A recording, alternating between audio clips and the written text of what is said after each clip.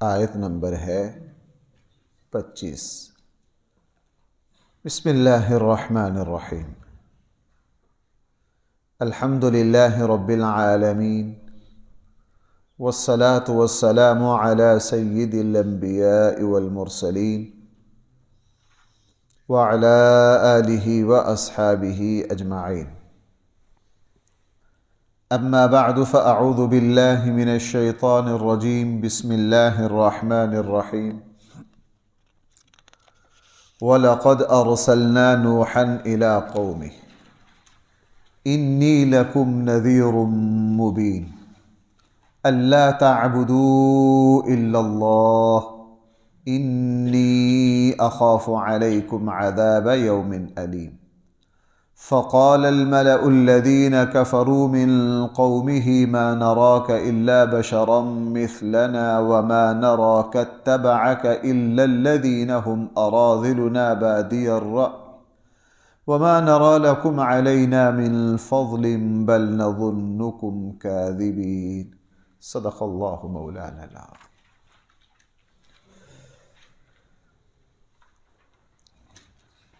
کل کے درس میں جن دو گروہوں کا، دو جماعتوں کا ذکر آیا تھا، اور میں نے عرض کیا تھا کہ آگے تقریباً مسلسل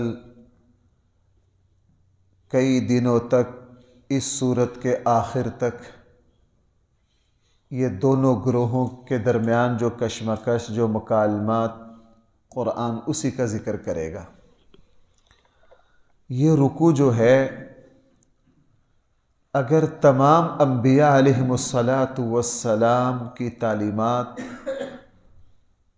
اور زمین پر اللہ تعالیٰ کا انکار کرنے والے انبیاء علیہم السلام کی تعلیمات کو توبہ نعوذ باللہ جھٹلانے والوں کے درمیان کیا گفتگو ہوتی تھی، بنیادی مسائل کیا تھے، کیا کشمکش تھی، اس پورے رکوع میں اس کا بڑا اہم حصہ ہے ہمارے سامنے۔ نوح علیہ السلام کی قوم وہ پہلی قوم ہے جس نے زمین پر کفر اور شرک کیا۔ سیدنا آدم علیہ السلام سے لے کر حضرت نوح علیہ السلام تک بالکل زمین پر کفر نہیں تھا، شرک نہیں تھا، جزوی طور پر کوتاہیاں تھیں، جیسے حضرت آدم کے ایک بیٹے نے اپنے بھائی کو قتل کیا تھا، جزوی طور پر۔ من حیث القوم زمین پر شرک کا جو آغاز کیا وہ حضرت نوح علیہ السلام کی قوم نے کیا، قوم نوح نے کیا۔ نوح علیہ السلام نے اپنے قوم کو بہت سمجھایا۔ یہ تو مسلمان بچہ جانتا ہے کہ 950 سال انہوں نے اپنی قوم کو سمجھایا، اور اس استقامت کے ساتھ اسی لیے قرآن کریم نے حضرت نوح علیہ السلام کا ذکر تقریباً 43 جگہ کیا ہے۔ حضرت نوح کا ذکر بھائی کتنی جگہ کیا؟ سورہ اعراف پیچھے گزری ہے، وہاں بھی پورا رکوع ہے۔ یہ سورہ ہود ہے، اس میں بھی پورا رکوع ہے۔ سورۃ الشعراء میں بھی حضرت نوح علیہ السلام پر پورا رکوع ہے۔ سورہ قمر میں بھی حضرت نوح علیہ السلام کا ذکر ہے، اور سورۃ النوح 29ویں پارے میں تو پوری سورت جو ہے بھائی وہ کس کے نام پر ہے؟ سیدنا نوح علیہ السلام پر۔ حضرت نوح علیہ السلام نے اپنے قوم کے سامنے ایک ہی بات رکھی جو ہر نبی نے رکھی، اللہ تعبدوا الا اللہ، کہ بندگی صرف اور صرف اس کی کرو، جس کا کھاتے ہو اسی کا گاؤ۔ یہ فطرت ہے، اللہ تعالی ہم سب کو یہ سمجھ دے۔ ہم نماز پڑھتے ہیں، ہم جو بھی عبادت کرتے ہیں، ہر عبادت میں بڑی برکتیں، بڑے فوائد ہیں، اللہ تعالیٰ کی طرف سے بہت کچھ ملتا ہے، لیکن اگر ہم ان کی طرف توجہ بھی کریں کوئی بری بات نہیں ہے، لیکن اگر آپ کو سچی بات عرض کروں، اگر ایمان کی اونچی سطح دیکھی جائے تو ہماری ان کی طرف توجہ نہیں جانی چاہیے، ہماری توجہ صرف اور صرف اس پر رہنی چاہیے اللہ تعبدوا الا اللہ، کہ ہمیں بندگی صرف اور صرف کس کی کرنی ہے؟ اللہ کی کرنی۔ ہم جب نماز میں حاضر ہوں تو ہمارا رواں رواں یہ اللہ کی بارگاہ میں عرض کرے، اے میرے اللہ مجھے پتہ ہے نماز کی وجہ سے سکون ملتا ہے، نماز کی وجہ سے رزق میں برکت ہوتی ہے، نماز کی وجہ سے حفاظت ہوتی ہے، نماز کی بڑی برکتیں ہیں اللہ، میں ان کا محتاج ہوں، لیکن بنیادی طور پر میں آپ کی بارگاہ میں اس لیے حاضر ہوں کہ میں آپ کا بندہ ہوں، میرے ذمے ہے کہ میں آپ کی بندگی بجا لاؤں۔ اے میرے اللہ میں تو اپنے اس فریضے کی ادائیگی کے لیے آپ کی بارگاہ میں حاضر ہوتا ہوں۔ نوح علیہ السلام نے جب ان سے یہ کہا تو قوم نوح نے حضرت نوح علیہ السلام پر اور یہ ہر قوم نے اپنے نبی پر 3 بنیادی اعتراض کیے، یہاں بھی ان کا ذکر ہے، اس لیے قرآن نے اس رکوع میں ان کو تفصیل سے ذکر کیا۔ بھائی کتنے اعتراض؟ 3۔ اگر ہم اس کو سمجھ جائیں نا تو پورے قرآن میں سابقہ انبیاء اور ان کے مد مقابل قوموں کا جو دعویٰ تھا وہ ساری بات کھل کر سمجھ آ جاتی۔ قوم نوح نے 3 اعتراض کیے۔ پہلا اعتراض، نوح ہم آپ کو اللہ کے نبی کیسے مان لیں، آپ ہماری طرح کے انسان ہیں۔ ہم کیا ہیں؟ ہماری طرح کے۔ آپ ذرا دیکھیے اگلا صفحہ، اس میں کہہ رہا ہے فَقَالَ الْمَلَأُ الَّذِينَ كَفَرُوا مِنْ قَوْمِهِ مَا نَرَاكَ إِلَّا بَشَرًا مِثْلَنَا، ہم نہیں دیکھتے تجھ کو مگر اپنی طرح کا بشر۔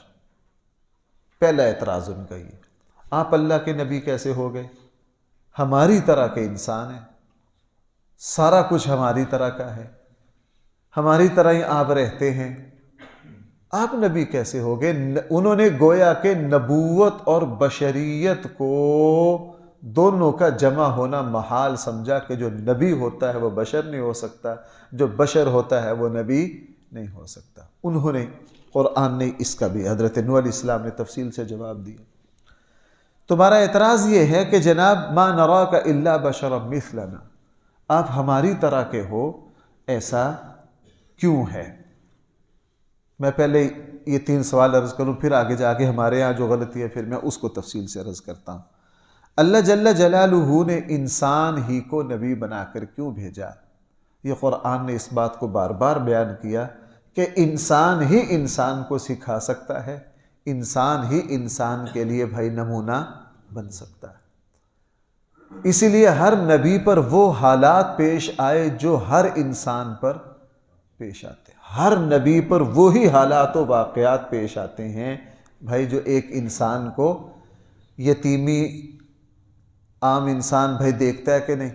ہمارے آقا صلی اللہ علیہ وسلم پر بھی یتیمی آئی، آپ نے اپنے پیاروں کو بچھڑتے دیکھا، آپ علیہ السلام نے اپنی زندگی میں مشقتیں دیکھیں، اپنی روزی روٹی کے لیے محنت کی، آپ علیہ السلام زخمی بھی ہوئے، آپ علیہ السلام کو مخالفتوں کا بھی سامنا کرنا پڑا، دکھوں کا بھی سامنا کرنا پڑا۔ آپ علیہ السلام کو آج کل لوگ اس پر بڑا چیختے ہیں جی کہ میرے پاس بیٹیاں ہی بیٹیاں ہیں، اللہ جل جلالہ نے رسول اللہ صلی اللہ علیہ وسلم کو بیٹیاں ہی بیٹیاں دی، بیٹے جو دیے وہ بچپن میں ہی اللہ نے واپس لے لیے، اور زندگی میں جوان اولاد کی کیا ہو گئی؟ وفات ہو گئی۔ آپ علیہ السلام کو بھوک بھی لگی، پیاس بھی لگی، آپ علیہ السلام بیمار بھی ہوئے، آپ علیہ السلام زخمی بھی ہوئے، آپ علیہ السلام ایک مرتبہ سواری پر چڑھتے ہوئے گر بھی پڑے، زخمی ہو گئے۔ رسول اللہ صلی اللہ علیہ وسلم نے کئی دن تک نماز بیٹھ کر پڑھائی، کئی دن تک نماز بیٹھ کر پڑھائی۔ آپ کے پاس دن رات مہمان بھی آتے، آپ علیہ السلام دوسروں کے مہمان بھی بنتے۔ آپ علیہ السلام کو تقریباً آپ کو تجارت بھی کرنی پڑی، تجارت میں لوگوں نے آپ کے ساتھ وعدہ خلافی بھی کی، آپ علیہ السلام بازار بھی جاتے۔ ایک انسان کوئی ایسی کیفیت کوئی بیان نہیں کر سکتا کہ ایک عام انسان کو پیش آتی ہے وہ رسول اللہ صلی اللہ علیہ وسلم کو پیش نہیں آئی۔ ان تمام حالات سے نبی گزر کر پھر اپنا نمونہ پیش کرتا ہے، ہر انسانیت کے سامنے اپنا عمل پیش کرتا ہے۔ اسی لیے ہر نبی اور بطور خاص ہمارے آقا صلی اللہ علیہ وسلم قیامت تک آنے والی انسانیت میں سے ہر انسان کو جو حالت پیش آئے گی، یہ چھوٹی بات نہیں ہے بھائیو، غور کرو میں کیا کہہ رہا ہوں، اس سے اندازہ لگائیے نبی کی عظمت کا۔ 1400 سال گزر گئے، آگے پتہ نہیں 2000 سال گزرنے یا 5000 سال گزرنے، قیامت تک اربوں کھربوں انسان جو آئیں گے، ان انسانوں میں سے ہر انسان کو جو حالت پیش آتی ہے، ہر حالت کے لیے رسول اللہ صلی اللہ علیہ وسلم کی زندگی میں 100% نمونہ ہے۔ 100% کیا ہے؟ نمونہ ہے۔ اس پر اللہ تعالیٰ امت کے علماء کو جزا دے، انہوں نے رسول اللہ صلی اللہ علیہ وسلم کی سیرت کی ایک ایک بات کو جمع کیا۔ آپ کو ایک حیران کن بات سنو، کل میں ایک موضوع دیکھ رہا تھا، رسول اللہ صلی اللہ علیہ وسلم کی اپنی سیرت کا تو کہنا ہی کیا، آپ علیہ السلام نے ایک بکری خریدی۔ کیا خریدی؟ کس صحابی سے خریدی؟ کتنے کی خریدی؟ کتنا عرصہ رہی؟ وہ بکری پھر کس کو بیچی؟ پورا ریکارڈ محفوظ۔ رسول اللہ صلی اللہ علیہ وسلم کی اونٹنی کی ایک ایک ادا، اونٹنی کی ادا کہہ رہا ہوں میں، چلے ایک واقعہ سنائی دو۔ رسول اللہ صلی اللہ علیہ وسلم سن 9 ہجری میں امیر الحج بنا کر بھیجا سیدنا صدیق اکبر کو۔ اللہ کے نبی خود تشریف نہیں لائے، سیدنا صدیق اکبر چلے گئے۔ جب سیدنا صدیق اکبر کو کئی دن ہوئے نکلے مدینہ سے حج کی قیادت کے لیے، پیچھے سورہ برا کی آیات آ گئی، ابھی گزری ہیں، وہاں سارے معاہدے کیا کر دیے؟ کل عدم کر دیے، اور جو معاہدے ابھی ساری تفصیلات ابھی آپ نے دیکھی۔ رسول اللہ صلی اللہ علیہ وسلم نے پیچھے سے حضرت علی کو بھیجا کہ علی، حج کے موقع پر یہ پورے عرب کے سامنے یہ اعلان کر دو۔ رسول اکرم صلی اللہ علیہ وسلم نے اپنی اونٹنی دی، جدا جس کا نام تھا، کان کٹی ہوئی، کیا؟ کان کٹی ہوئی اونٹنی۔ عربوں کا دستور تھا جب کوئی بڑا حکم دیتا تو اپنی خاص چیز دے کر بھیجتا تاکہ سب کو یقین آ جائے کہ یہ واقعتاً پیغام 100% کیا ہے۔ حضرت علی کو اونٹنی دی، اور حضرت علی کو اونٹنی دے کے کہا، علی ذرا دن رات ایک کر کے جاؤ اور حضرت حج سے پہلے سیدنا صدیق اکبر تک یہ سورہ برا کا احکام پہنچاؤ۔ حضرت علی نے دن، حضور علیہ السلام کے زمانے میں مکہ سے مدینہ تک کا جو پیدل سفر تھا وہ 8 دن 8 راتوں کا تھا۔ 8 دن وہ 8۔ اب جو میں نے کہ اللہ کے نبی کے جانوروں کی بھی ایک ایک ادا آگے، پتہ کیا ہے؟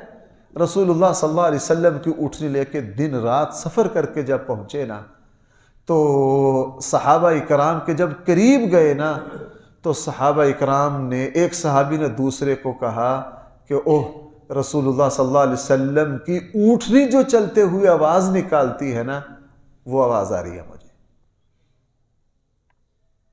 مجھے وہ آواز آ رہی ہے۔ سارے صحابہ چونک گئے کہ یہ آواز کس اونٹنی کی ہے؟ تو جن کو، اور صحابہ اکرام اس پر تڑپ اٹھے کہ شاید اللہ کے نبی خدا ہے، چونکہ آواز کس کی ہے؟ حضور کی۔ شور مچ گیا، صحابہ اکرام نے شور مچا دیا کہ حضور کی اونٹنی کی آواز آ رہی ہے۔ رک گئے، دیکھا حضرت علی آ گئے۔ انہوں نے کہا جی ہم تو کہہ رہے تھے یہ کس اونٹنی کے چلنے کی آواز ہے؟ آپ اس سے اندازہ لگائیے کہ ان لوگوں کو رسول اکرم صلی اللہ علیہ وسلم کی اونٹنی کی آہٹ کیا تھی، ان کے یہاں ریکارڈ تھی، ان کے یہاں کیا تھی۔ میں ایسی چھوٹی چھوٹی باتیں سنا دیتا ہوں۔ حضرت انس نے فرمایا کہ مجھے اللہ کے نبی نے ایک کام بھیجا، میں نے پہلے تو جواب دے دیا، میں بچوں کے ساتھ اخروٹ کے، میں کہا اللہ کے نبی جاتا ہوں۔ حضور نے فرمایا ٹھیک ہے۔ تھوڑی دیر کے بعد حضور نے پھر مجھے کہا، میں چلا گیا، لیکن جب میں بازار گیا نا تو بچے اخروٹ کھیل رہے تھے، میں ابھی لگ گیا جا کے اخروٹ کھیلنے۔ بچے تو پھر بچے ہوتے ہیں، میں بھی اخروٹ لگ گیا کھیلنے، میں ان کے ساتھ مزے سے اخروٹ کھیل رہا ہوں۔ تھوڑی دیر کے بعد میں نے دیکھا کسی شخص نے مجھے دونوں کانوں سے پکڑ لیا، دونوں کانوں سے پکڑ لیا۔ اگلا جملہ کہ فرمایا جیسے ہی مجھے پکڑا تو ان ہاتھوں میں ایک خاص قسم کی ٹھنڈک اور خوشبو تھی۔ میں نے دونوں سے محسوس کر لیا بغیر دیکھے کہ یہ تو اللہ کے نبی ہے۔ یعنی صحابہ کرام حضور کے ہاتھوں کی جو حرارت اور حدت تھی اس کو بھی پہچانتے تھے، اور اس کو بھی ان کو کیا تھی؟ پوری شناخت تھی۔ اب آئیے اسی بات پر کہ رسول اللہ صلی اللہ علیہ وسلم قیامت تک آنے والے اربوں کھربوں انسانوں میں سے ہر انسان کو جو جو حالت پیش آئے گی، رسول اللہ صلی اللہ علیہ وسلم اس کے لیے اپنی زندگی میں کیا چھوڑ کر گئے؟ اسی لیے اللہ جل جلالہ نے قوم نوح نے کہا ما نراک الا بشرا مثلنا، ہم آپ کو دیکھ رہے، آپ تو ہماری طرح کے کیا ہیں؟ بشر ہیں۔ اللہ تعالیٰ نے اسی لیے بشر کو نبی بنا کر بھیجا تاکہ وہ کیا کر سکے؟ تمہارے لیے 100% نمونہ۔ اب اسی کا دوسرا پہلو لے لو۔ اچھا جی، اگر اللہ تعالیٰ رسول بنا کر بھیج دیتے حضرت جبرائیل کو، اگر رسول بنا کر بھیج دیتے کسی فرشتے کو، پہلی بات کسی کی مجال نہیں تھی کہ فرشتے کی مخالفت کرے۔ بھائی کوئی کر سکتا تھا فرشتے کی مخالفت؟ حضرت جبرائیل نے ایک ہی جھٹکا دینا تھا۔ اب اگر حضرت اسرائیل سے بھائی سارے ڈرتے ہیں کہ نہیں؟ حضرت اسرائیل تو ہم سب کے پیر ہیں نا، وہ تو خطرہ لگا رہتا ہے نا کبھی آئی نہ جائیں۔ اب اگر حضرت اسرائیل اللہ کے نبی بن کر آ جاتے تو جناب کسی کی مجال تھی؟ اس کو دیکھ کر تو فرعون نے کیا کہہ دیا تھا، ابھی گزرا، آمنت بہ بنو اسرائیل وانا من اگر رسول فرشتے بن کر آتے تو کوئی ان کی مخالفت کر نہ سکتا، اور اگر کوئی ان کی مخالفت نہ کر سکتا، سب لوگ چاہتے نہ چاہتے مجبوراً ایمان لاتے۔ اللہ تعالیٰ کے یہاں مجبوری کا ایمان معتبر ہے، بلکہ مجھے یوں محسوس ہوتا ہے، اللہ مجھے معاف کرے میری زبان سے اگر کوئی غلط لفظ نہ نکل جائے، مجھے یوں لگتا ہے اللہ نے اللہ کی غیرت کے خلاف ہے کہ کوئی مجبور ہو کر مجھ پر ایمان لائے۔ اللہ تعالیٰ کو یہ پسند ہے کہ میرے بندے خوشی سے کیا کریں میرے اوپر، وہ دل کی تڑپ سے لائے، دل کی سچائی سے لائے۔ اگر اللہ جل جلالہ نبیوں کو، اور دوسری بات یہ ہے کہ پھر اگر فرشتہ نبی بن کر آتا تو ہر انسان کے لیے ہر حالت کا نمونہ پیش کیا۔ کیوں؟ فرشتوں کو وہ حالات ہی پیش ہے، فرشتوں کا خاندان نہیں ہے تو لہٰذا خاندان کے لیے نمونہ فرشتہ پیش ہے۔ حضرت جبرائیل کا کوئی خاندان نہیں ہے، فرشتوں پر بڑھاپا بچپنا نہیں آتا، جوانی کی اونچ نیچ نہیں آتی، تو بھائی وہ جوانوں کے لیے، بچوں کے لیے، بوڑھوں کے لیے نمونہ پیش ہے۔ فرشتوں کو کاروبار کی ضرورت نہیں، چونکہ ان کو کھانا نہیں پڑتا، تو وہ کاروبار اور کھانے پینے کے لیے اپنی قوم کے سامنے نمونہ پیش نہ کر سکتے۔ رسول اللہ صلی اللہ علیہ وسلم نے تو تجارت بھی کی، لین دین بھی کیا، اس لیے پہلا ان کا اعتراض یہ تھا کہ جناب ہماری طرح کے ہی انسان نبی بن کر آ گئے۔ اس لیے لوگ پتہ کیا سمجھتے ہیں، آج بھی یہ تصور پایا جاتا، بھائی سنت ذرا چھوٹے درجے میں پایا جاتا ہے، اس درجے میں تو نہیں پایا جاتا۔ لوگ سمجھتے ہیں کہ اللہ کا ولی وہ بن سکتا ہے جو کوئی نرالی ایٹم ہو، جو کیا ہو، نرالی ایٹم ہو، بس اس کو تو دنیا کے کوئی، مجھے ایک صاحب ہے وہ مجھے 3-4 سال سے کہہ رہے ہیں مفتی صاحب جب آپ کبھی عمرے پر جائیں تو میں نے آپ کے ساتھ جانا ہے۔ وہ 6-7 مرتبہ مجھے کہہ دیا، میں نے کہا یار آپ نے مجھے کون سی بلا سمجھ رکھا ہے۔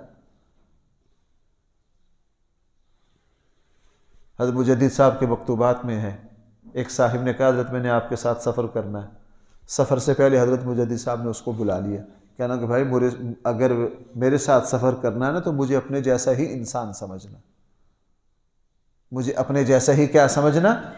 ہمارے یہاں تصور ہے کہ ماشاءاللہ اللہ کا ولی کوئی پیر، کوئی بڑا شخص جو ہوگا نا وہ تو کوئی روٹین سے ہٹ کے کوئی چیز ہوگی، حالانکہ روٹین سے ہٹ کر یہ اللہ تعالیٰ نے ترتیب یہ نہیں رکھی۔ اب ذرا اتنا دیکھیے پھر آگے چلتے ہیں۔ وَلَقَدْ أَرْسَلْنَا نُوحًا، ہم نے بھیجا نوح علیہ السلام کو إِلَىٰ قَوْمِهِ، اپنی قوم کی طرف۔ إِنِّي لَكُمْ نَذِيرٌ مُّبِينٌ، حضرت نوح علیہ السلام نے کہا میں تمہیں دو ٹوک بالکل کھلم کھلا واضح اللہ سے ڈرانے والا ہوں. اس لیے اس آیت سے یہ پتہ چلا سب سے زیادہ اپنی قوم کی اصلاح کی فکر کرنی چاہیے. جب ہم پڑھ کے فارغ ہوئے نا، ہمارے استادوں نے جو نصیحتیں کی ان میں سے ایک نصیحت یہ کی، خصوصاً جو یہ شمالی علاقہ جات جو غریب علاقوں کے طلباء تھے نا، انہیں کہا دیکھو تم جو غریب علاقے کے طلباء ہو، یہاں کراچی اور لاہور جیسے بڑے شہروں میں تعلیم حاصل کرتے ہو، پھر تمہاری کوشش ہوتی ہے کہ یہیں رہ جائیں اور یہیں آباد ہو جائیں. سب سے بڑا حق تمہارے اوپر اس علاقے کا ہے جس علاقے میں اللہ تعالیٰ نے تمہیں کیا کیا ہے، پیدا کیا. ہم ساری دنیا کو خیر اور فیض پہنچانے کی کوشش کرتے ہیں، لیکن اپنی قوم، اپنی برادری، اپنا خاندان اور اپنے گھر میں خیر کی بات نہیں کرتے. مجھے جب کوئی دوست یہ بتاتا ہے نا کہ مجھ صاحب جو بیان آپ کا سن کے گئے میں صبح گھر جا کے سب کو سناتا ہوں، تو میں سچی بات ہے بہت خوشی ہوتی ہے کہ یار جو دین کی ہمیں سمجھ ہے ہم اس خیر کو سب سے پہلے کہاں پہنچائیں. اب یہاں قرآن کہہ رہا الی قومہ انی لکم نذیر مبین، جا کر کہا کیا، اللہ تعبدوا الا اللہ، تم نہ بندگی کرو سوائے اللہ کے، انی اخاف علیکم، اگر اللہ کی بندگی نہ کی تو میں ڈرتا ہوں تم پر دردناک دن کے عذاب سے. فقال الملأ، پس کہا سرداروں نے، نوابوں نے، چودھریوں نے، سارا بیڑا غرق یہ چودھریوں سے ہی ہوتا ہے. یہ جو بڑی کلاس ہے نا، قوموں کے زوال بھی یہیں سے شروع ہوتے ہیں اور قوموں کے عروج بھی یہیں سے شروع ہوتے ہیں. ہمارے ملک کا جو بیڑا غرق ہوا ہے نا، یہ غریبوں نے نہیں کیا، یہ غریبوں نے نہیں کیا. یہ جو کہا جاتا ہے نا اشرافیہ، یہی اصل ہماری بیماری ہے. ہمارے ملک کا ستیہ ناش کرنے والے یہی ہیں. ہر وقت یہاں کوئی 2500 3000 ایسے بغیرت رہتے ہیں جنہوں نے 70 سالوں میں ہمارے ملک کا حلیہ بگاڑ دیا، جنہوں نے 70 سالوں میں کیا کر دیا، ہمارے ملک کا حلیہ بگاڑ دیا ہے. سچی بات یہ ہے کہ جب بازار جاتے ہیں، اللہ ہمیں تو ہمت دے رکھی ہے، لیکن وہاں ایسے ایسے غریب لوگوں کو دیکھتے ہیں، وہ بیچارے کبھی اپنے ہاتھ میں پکڑے ہوئے پیسوں کو دیکھتے ہیں، کبھی آگے دیکھتے ہیں کہ میرے پاس آج کے لیے اتنے پیسے ہیں، اس میں کس طرح کروں. یہ چیز بھی رہنے دوں. کل میں ایک دوست کی میرے ایک دوست ہیں، ان کے وہ سبزی کے لینے آئی، ایک خاتون نے سارا کچھ لیا، پیسے پورے نہ ہوں، پھر ایک چیز نکلوائی، ایک دو، ایسی دل پر چوٹ لگی نا، ایسی دل پر چوٹ لگی کہ یہ سبز مرچیں نکلوا، فلاں نکلوا، کیوں؟ پیسے پورے نہیں ہو رہے، پیسے پورے نہیں ہو رہے. ان بدبختوں نے ہمارے ملک کو یہاں تک پہنچا دیا. میں آپ کو سچی بات عرض کروں، اس تقسیم میں پڑے کہ میرے نزدیک مجرم کون ہے، آپ کے نزدیک مجرم کون ہے. میرا علم غلط ہو سکتا ہے، آپ کی رائے غلط ہو سکتی ہے، اللہ کی رائے کبھی بھی غلط، اللہ کا علم کبھی بھی غلط ہے. بھائی حقیقی مجرموں کو اللہ تو پہچانتے ہیں نا. ہم تنہائی میں اللہ سے یہ تو عرض کریں نا، اے اللہ جنہوں نے ہمیں یہاں تک پہنچایا ہے، آپ ان کا محاسبہ کر، ان کو پکڑ، ان بدبختوں کو جس نے ہمارے ملک کو یہاں تک پہنچایا. اللہ ہمارے ملک پر اپنا فضل کرے. فقال الملأ الذین، کہا سرداروں نے، چودھریوں نے، بڑے لوگوں نے، الذین کفروا من قومہ، جو نوح کی قوم میں سے بڑے بڑے سردار کافر تھے. کیا کہا؟ ما نراک الا بشرا مثلنا، ہم نہیں دیکھ رہے تجھے مگر ہماری طرح کا انسان، ہماری طرح کا. باقی کل چلیں گے، بس ایک بات ذرا سن لیجئے. جب یہ بات کہی جاتی ہے نا تو ہمارے آج کے زمانے کے کچھ دوست کہتے ہیں یار اوئے تم حضور کو اپنے جیسا کہتے ہو. وہ ہمیں ادھر سے پکڑ لیتے ہیں. پہلی بات یہ ہے کہ ما نراک الا بشرا مثلنا، یہ قرآن کے الفاظ ہیں. توبہ نعوذ باللہ، توبہ نعوذ باللہ. رسول اللہ صلی اللہ علیہ وسلم بشر ہیں لیکن ہمارے جیسے نہیں، ہمارے جیسے نہیں. ہماری تو کوئی اوقات ہی نہیں. آپ علیہ الصلوۃ والسلام ہیں بشر لیکن بعد از خدا، کیا کمال کا جملہ یہ کہنے والے نے کہا ہے، بعد از خدا تو ہی بزرگ قصہ. ساری انسانیت، سارے فرشتے، حتیٰ کہ حضرت جبرائیل و میکائیل، رسول اللہ صلی اللہ علیہ وسلم سب سے افضل، سب سے کیا ہیں. جب ہم کہتے ہیں ہماری طرح بشر ہیں، وہ جنسیت کے بارے میں دیکھو بھائی، صدر پاکستان ہے، وزیر اعظم پاکستان ہے، چیف جسٹس آف پاکستان ہے، وہ بشر ہیں کہ کوئی اور بلا ہے؟ اگر ہم یہ کہیں نا صدر پاکستان میری طرح کا ہے، وہ جنس مراد ہوتی ہے، عہدہ مراد نہیں ہوتا۔ آپ کو پتہ ہے عہدہ کے اعتبار سے صدر پاکستان، گورنر، وزیر اعظم، وہ جنس کے اعتبار سے میری طرح ہیں، مجھے بھی بھوک لگتی ہے، ان کو بھی لگتی ہے، مجھے بھی نیند آتی ہے، ان کو بھی آتی ہے، لیکن چیف جسٹس کا کہا ہوا قانون بنتا ہے، میرا کہا ہوا قانون نہیں بنتا۔ اس لیے رسول اللہ صلی اللہ علیہ وسلم ہم جو کہتے ہیں اللہ کے نبی ہماری طرح بشر ہیں، اس کا یہ مطلب نہیں کہ ہم اور حضور برابر ہیں۔ ہمارا مسکرانا صرف مسکرانا ہے، رسول اللہ صلی اللہ علیہ وسلم کا مسکرانا صرف قانون نہیں، حضور کا مسکرانا شریعت ہے۔ حضور کا مسکرانا کیا ہے؟ شریعت ہے۔ میرے سامنے آپ کچھ کھاتے رہیں، کچھ بھی نہیں ہے، نبی کے سامنے کوئی چیز کھائے اور نبی کچھ نہ کہے، وہ شریعت بن گئی کہ یہ کھانا جائز ہے۔ جب بھی یہ بات کی جاتی ہے نا تو دھڑک سے وہی تم حضور کو اپنے جیسے سمجھتے ہو، نالائق کو، توبہ نعوذ باللہ۔ ہم تو رسول اللہ صلی اللہ علیہ وسلم کو جبرائیل جیسا کے برابر، اللہ کے نبی سارے فرشتوں سے افضل، اللہ کے نبی ساری انسانیت سے افضل، اللہ کے نبی سارے ہم جیسے کیسے ہو گئے؟ ہمارا سونا کوئی دلیل نہیں بنتا، حضور کا سونا صرف قانون نہیں، قانون کی تو اوقات ہی کیا ہے، حضور کا سونا کیا بن جاتا ہے؟ رسول اللہ صلی اللہ علیہ وسلم تہجد کی نماز پڑھ کے سو گئے اور سانس کی آواز آنے لگ گئی، حضرت عائشہ حیران ہوئی، اللہ کے نبی تو سو رہے ہیں، تھوڑی دیر میں اٹھ کر گئے، جا کے اسی طرح نماز پڑھا دی۔ حضرت عائشہ ٹھک سوال کرتی تھی اور حضور کو پتا تھا یہ بغیر جہاں بھی کوئی سوال پیدا ہوگا ممکن نہیں عائشہ سوال نہ کرے۔ کہا اللہ کے نبی آپ تو سو گئے تھے، آپ نے جا کے یوں ہی نماز پڑھا دی، کیونکہ سونے سے وضو ٹوٹ جاتا ہے۔ تو حضور نے کیا فرمایا؟ عائشہ میری آنکھیں سوتی ہیں، میرا دل نہیں سوتا۔ اب اس ہستی کا سونا قانون نہیں، شریعت بن گیا، دین بن گیا، اور ہمارا سونا صرف سونا ہے، ہمارا سونا صرف سونا ہے۔ تو بھائی دونوں پہلو کو مد نظر رکھنا ہے۔ ہمارے لیے نمونہ بشر ہی ہو سکتا ہے۔ جب ہم یہ کہتے ہیں تو اس کا یہ مطلب نہیں توبہ نعوذ باللہ، توبہ نعوذ باللہ، کہ اللہ کے نبی ہم جیسے ہیں۔